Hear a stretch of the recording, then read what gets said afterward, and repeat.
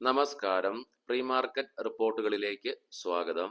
ഇന്ന് ഓഗസ്റ്റ് 28, 2025 വ്യാഴം. അങ്ങനെ ചൊവ്വാഴ്ച നമ്മുടെ മാർക്കറ്റ് അടച്ചതിന് ശേഷം യുഎസിൽ നിന്നും ഇന്ത്യക്കെതിരെയുള്ള 25% അഡീഷണൽ താരിഫും കൂടി നിലവിൽ വരികയുണ്ടായി. അതിനെ തുടർന്ന് 27-ാം തീയതി മുതൽ ഇന്ത്യയിൽ നിന്നുമുള്ള ഇമ്പോർട്ട്സുകൾക്ക് അമേരിക്കയിൽ 50% താരിഫ് നിലവിൽ വരികയുണ്ടായി.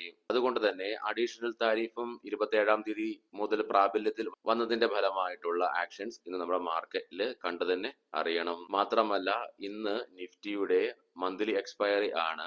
ഈ പ്രധാനപ്പെട്ട കാരണങ്ങളൊക്കെ നിലനിൽക്കുന്നത് കൊണ്ടും ഇന്ന് നമ്മുടെ മാർക്കറ്റിൽ വോളറ്റാലിറ്റി ദൃശ്യമായേക്കാം. അഡീഷണൽ താരിഫിന്റെ ഡെഡ് ലൈൻ അടുത്തത് തുടങ്ങി പലവിധ കാരണങ്ങളാല് ചൊവ്വാഴ്ച നമ്മുടെ മാർക്കറ്റ് 1%-ലേറെ നഷ്ടത്തോടുകൂടി വ്യാപാരം അവസാനിപ്പിക്കുകയുണ്ടായി. എങ്കിലും വിദേശ ധനകാര്യ സ്ഥാപനങ്ങൾ ഇന്ത്യൻ ക്യാഷ് മാർക്കറ്റിലെ സെല്ലിംഗ് 6516.49 കോടി രൂപയ്ക്ക് തുടരുന്ന കാഴ്ചയാണ് ദൃശ്യമായത്. അതേസമയം ആഭ്യന്തര ധനകാര്യ സ്ഥാപനങ്ങൾ 7060.37 കോടി രൂപയ്ക്ക് ബൈ നടത്തുകയും ഉണ്ടായി.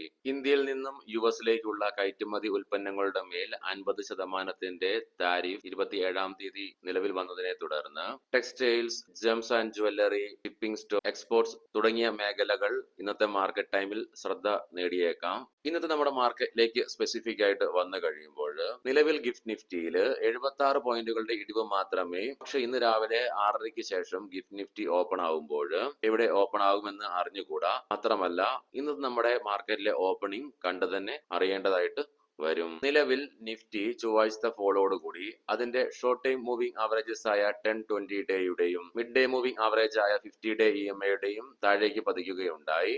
അതുകൊണ്ട് തന്നെ അനലിസ്റ്റുകളുടെയും എക്സ്പേർട്ടുകളുടെയും അഭിപ്രായ പ്രകാരം ഇന്ന് നിഫ്റ്റിക്ക് അതിന്റെ 100 ഡേ EMA ലെവലായ 24,635 എന്ന ലെവലിൽ കൺസിസ്റ്റന്റ് ആയിട്ട് നിലനിൽക്കുവാൻ സാധിക്കുകയാണെങ്കിൽ മാർക്കറ്റിനെ കൺസോളിഡേഷനിലേക്ക് നയിച്ചേക്കാം. മാത്രമല്ല ഇന്ന് മന്ത്ലി എക്സ്പയറി ആയതുകൊണ്ട് തന്നെ ഇനി ഒരു ഷോർട്ട് കവറിംഗ് റാലി ഉണ്ടാവുകയാണെങ്കിൽ എന്തെങ്കിലും കാരണവശാല് നിഫ്റ്റിക്ക് 24,900, 25,000 എന്ന ലെവലുകളിലേക്ക് എത്തിച്ചേർന്നേക്കാമെന്നും. ഇനി അതേസമയം നിഫ്റ്റി അതിന്റെ 100 ഡേ EMA ലെവലായ 24,635 എന്ന ലെവൽ ബ്രേക്ക് ചെയ്തുകൊണ്ട് ഒരു ഫോൾ ഉണ്ടാവുകയാണെങ്കിൽ 24,500 എന്ന ലെവൽ നിഫ്റ്റിയെ സംബന്ധിച്ചിടത്തോളം അടുത്ത ഒരു സപ്പോർട്ടായിട്ട് മാറിയേക്കാം.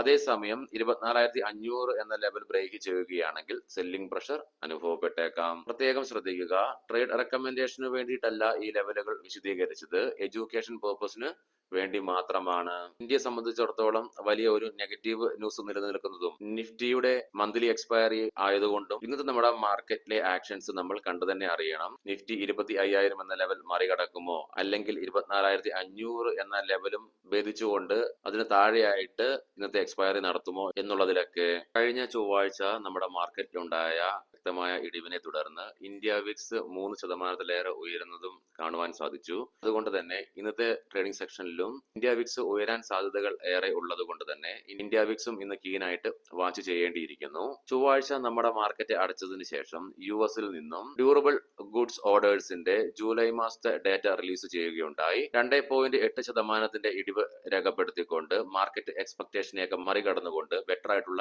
ഡേറ്റ തന്നെയാണ് വരികയുണ്ടായത്. ഇന്നത്തെ ഗ്ലോബൽ ഇവന്റുകളിലേക്ക് വരുമ്പോൾ പ്രധാനപ്പെട്ട ഒരു ഗ്ലോബൽ ഇവന്റ് മാത്രമേ ഇന്ന് ഉള്ളൂ. വൈകുന്നേരം നമ്മുടെ മാർക്കറ്റ് അടച്ചതിന് ശേഷം 6 മണിയോടുകൂടി യുഎസിൽ നിന്നും GDP growth rate quarter to quarter release ചെയ്യുന്നുണ്ട്.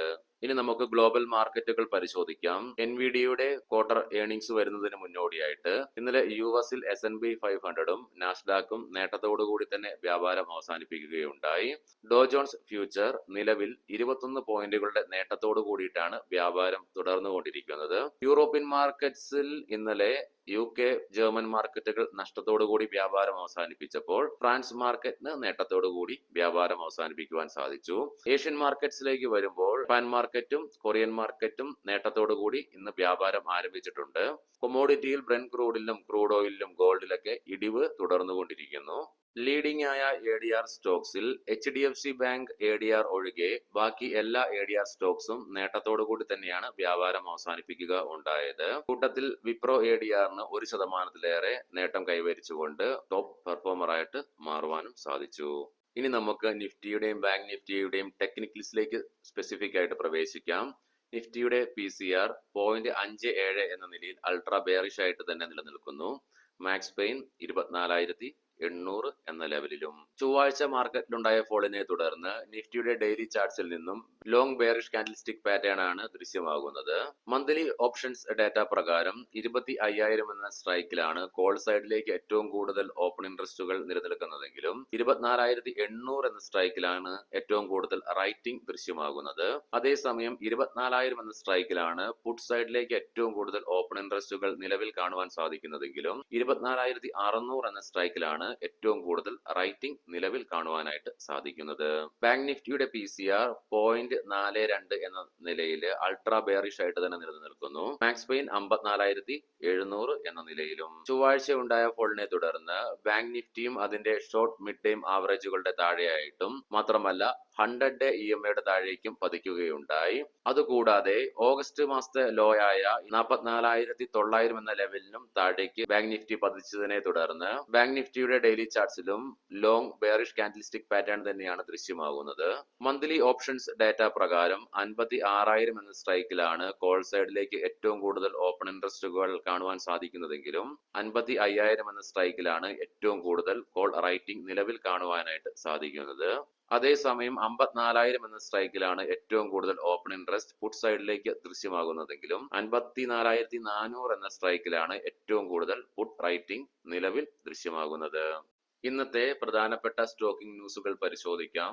മുൻകൂട്ടി ഓർമ്മിപ്പിച്ചുകൊള്ളട്ടെ, ഇതൊരു ബയോസെൽ റെക്കമെൻഡേഷൻ അല്ല. ONGC രാജസ്ഥാനിലെ ചിന്നവാല ടിബ്ബ ഫീൽഡിൽ നിന്നും ഗ്യാസ് സെയിൽസ് കമ്പനി ആരംഭിച്ചു എന്നുള്ള വാർത്തകൾ.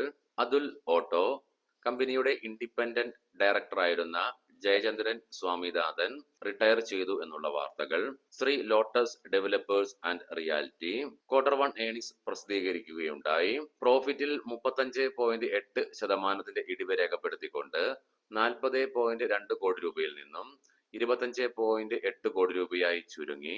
റവന്യൂവിലും 49.2% ഇടിവ് രേഖപ്പെടുത്തിക്കൊണ്ട് 120.7 കോടി രൂപയിൽ നിന്നും 61.3 കോടി രൂപയായി ചുരുങ്ങി.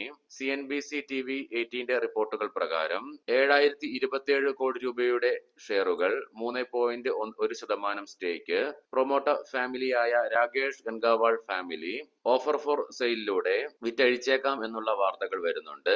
ഫ്ലോർ പ്രൈസ് നിശ്ചയിച്ചിരിക്കുന്നത് 5,808 രൂപ പെർ ഷെയർ എന്ന നിലയിലാണ്. BSE കമ്പനിയുടെ സബ്സിഡിയറികളായ BSE investments, BSE administration and supervisions, BSE ടെക്നോളജിയുമായിട്ട് ലയിക്കുവാനായിട്ടുള്ള അപ്രൂവൽ കമ്പനിയുടെ ബോർഡിന്റെ ഭാഗത്തു നിന്നും ലഭിച്ചതായിട്ടുള്ള വാർത്തകൾ. ന്യൂജൻ സോഫ്റ്റ്വെയർ ടെക്നോളജീസ് 73.12 കോടി രൂപയുടെ പുതിയ ഓർഡർ കമ്പനിക്ക് ലഭിച്ചു എന്നുള്ള വാർത്ത. Himadri speciality chemical international sustainability and carbon certification കമ്പനിക്ക് ലഭിച്ചതായിട്ടുള്ള വാർത്തകൾ. ഏവർക്കും നല്ല ഒരു ട്രേഡിംഗ് ദിനം ആശംസിക്കുന്നു. വൈകുന്നേരം പോസ്റ്റ് മാർക്കറ്റ് റിപ്പോർട്ടുമായിട്ട് കണ്ടുമുട്ടാം. നന്ദി, നമസ്കാരം.